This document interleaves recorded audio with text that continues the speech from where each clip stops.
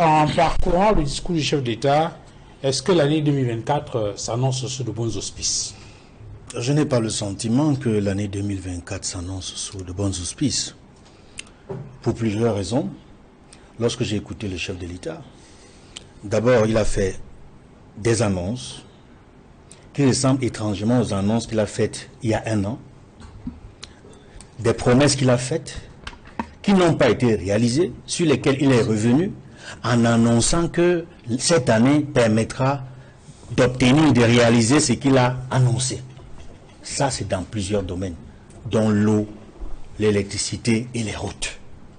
Je ne vais pas revenir sur beaucoup de choses qui ont déjà été dites, que je partage sur ce plateau, sur la malgouvernance. Je résume ça ainsi, pour dire qu'en réalité, le chef de l'État fait toujours des annonces, mais là où on l'attend, lorsque ce qu'il a annoncé n'arrive pas, quand il fait le bilan, parce que le bilan, c'est quoi?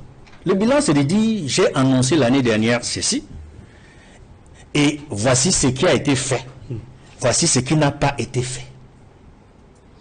Et quand quelque chose n'a pas été réalisé, il doit expliquer pourquoi ça n'a pas été réalisé et en tirer les leçons, sanctionner au besoin. Alors, pour mettre de la braise à votre pipe, justement, je vous rappelle quelques extraits du discours du chef de l'État en 2022, 31 décembre 2022. Il disait, l'an dernier, donc 2021, dans les circonstances similaires, je vous avais fait part de mon souci de renforcer la gouvernance dans la gestion des affaires publiques et de maîtriser les dépenses de l'État.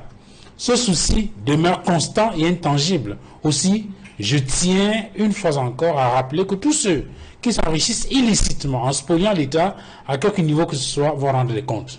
Oui, il a 31 décembre 2022. 2022. Alors, 31 décembre 2023, donc il y a quelques jours là, il dit « La lutte contre la corruption et le détournement des deniers publics est très clairement un impératif pour la préservation des ressources publiques.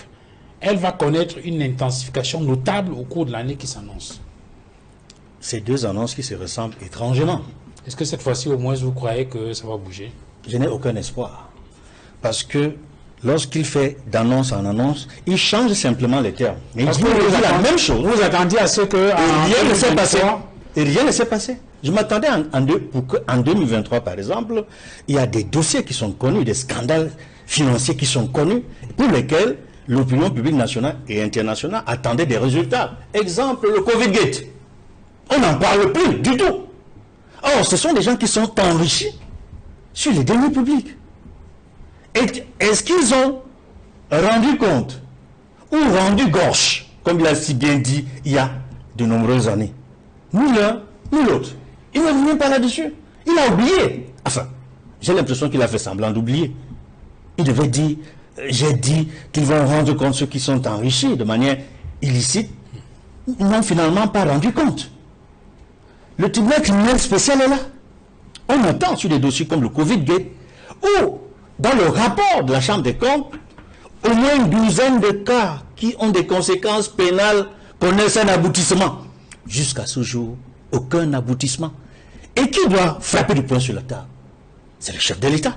Il ne l'a pas fait. Comment voulez-vous que je croie à ce qu'il a dit hier, le 31 décembre 2023, que ceux qui sont englués dans la corruption seront sanctionnés? Je n'y crois pas du tout, je n'y crois plus. Là, je parle au nom de ceux qui n'ont pas de voix. Parce que dans la presse, il faut le savoir, nous avons un rôle de vigie. Nous avons le devoir de guider, d'orienter. Nous devons dénoncer quand ça ne marche pas. Mais également dire que quand une annonce est faite et qu'il n'y a pas eu de réalisation, nous devons également dire au gouvernement que vous ne l'avez pas fait. Je n'ose pas parler de démagogie. Parce que c'est en fait ce dont il est question. Je n'ose pas dire que le chef de l'État est démagogue. Mais ses propos, ils ressemblent étrangement. Je découvre davantage, au lieu d'un homme d'État, je découvre un politicien. Parce que le politicien, son but c'est de durer au pouvoir. L'homme d'État, c'est qu'est-ce qu'il va laisser à la postérité. Et j'ai trop peur qu'après plus de 40 ans au pouvoir, le chef d'État n'ait pas compris qu'il est temps de réfléchir grandement à ce qu'il va laisser à la postérité. Or, lui-même l'avait dit dans une grande interview à Yves Mourouzi, Radio Monte Carlo, en juin 1990, Je voudrais que les Camerounais gardent de moi l'image de celui qui va laisser la prospérité et la démocratie. Le 6 novembre 1982, lorsqu'il prend le pouvoir, le Cameroun est un pays riche et prospère. Lui-même l'a dit dans son discours. Lorsqu'il rendait un grand hommage à son illustre grand camarade, Amadou Ahidjo, de regretter mémoire, qui lui a laissé un pays riche et prospère. Nous étions un pays à revenus intermédiaires. Nous n'étions pas encore un pays pauvre et très endetté.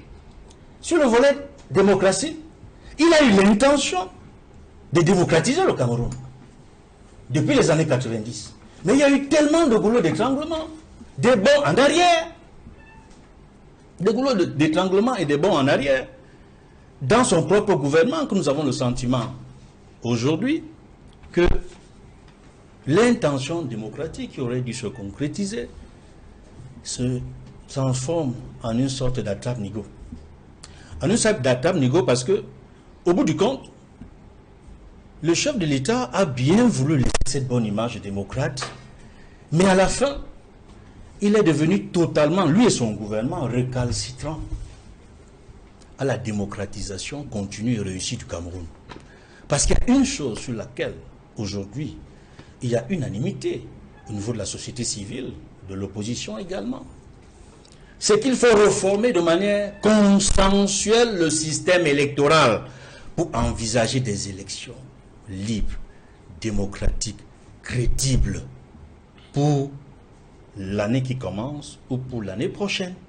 Nous n'avons pas le sentiment que le Cameroun va réussir ce grand passage qui est très attendu à une période où certains parlent de transition, d'autres parlent d'alternance démocratique, mais tout cela restera des mots, rien que de 20 mots, tant qu'on ne va pas réformer de manière consensuelle le système électoral. Comme l'avait d'ailleurs proposé une des résolutions du Parlement européen en 2019, à la suite de la crise post-électorale de 2018, qui disait, dans l'un de ses points, il faudrait que le gouvernement camerounais convoque l'ensemble des formations politiques, y compris le parti au pouvoir, les partis de l'opposition, pour réformer de manière consensuelle le système électoral avant toute élection, ce qui n'a jamais été fait. Alors,